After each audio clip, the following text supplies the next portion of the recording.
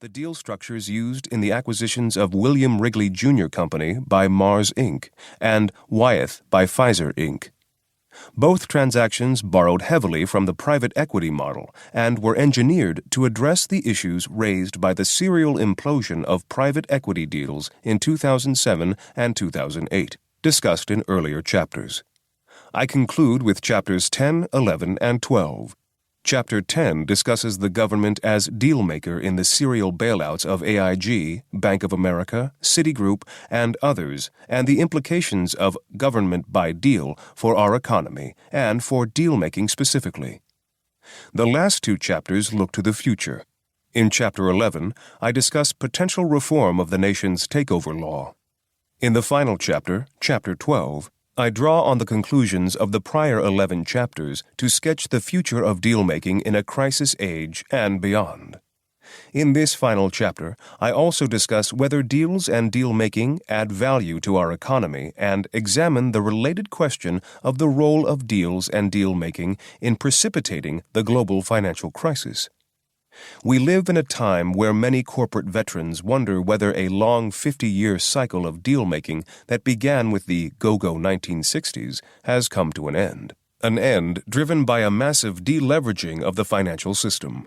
But I am more hopeful believing that deals and deal-making will continue to be an integral, substantial, and necessary part of our capital markets.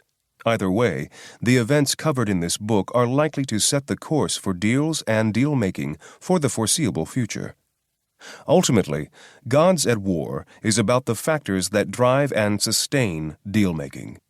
It is a legal-oriented history of the recent events that will alter and strongly influence the future of deal-making.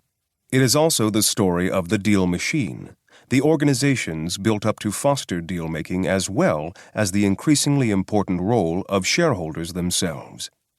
In the midst of these forces sit the corporate executives and their advisors who decide whether to deal or not. Their own individual personalities and ego-driven decisions further shape and drive deal-making. It is here where I draw the title for this book.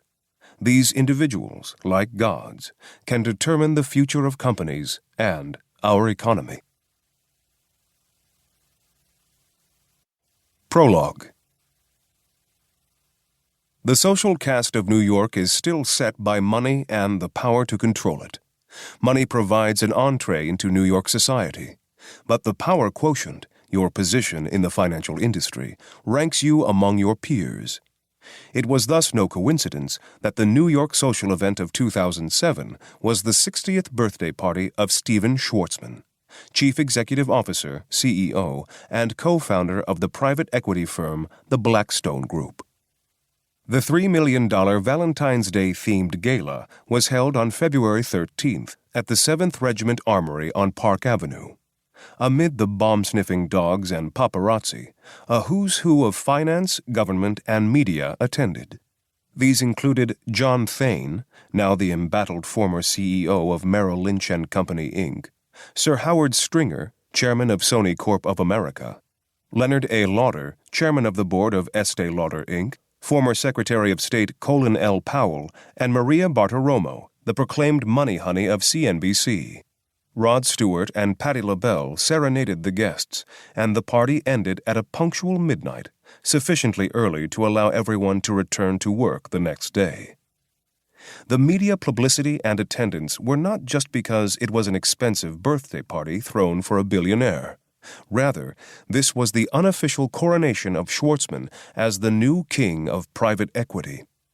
Henry Kravis, along with Jerome Kohlberg Jr. and George R. Roberts, founded the private equity industry back in the 1970s and 1980s. Their firm, Kohlberg, Kravis, Roberts and Company, known as KKR, had dominated the field until the 1990s. Schwarzman's Blackstone had recently surpassed KKR as the largest of the private equity shops with assets under management of $78.7 billion.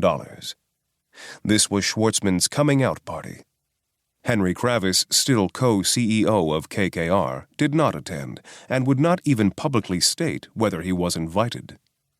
And so what if the press coverage in the New York Times, the Wall Street Journal, and elsewhere was less than favorable, describing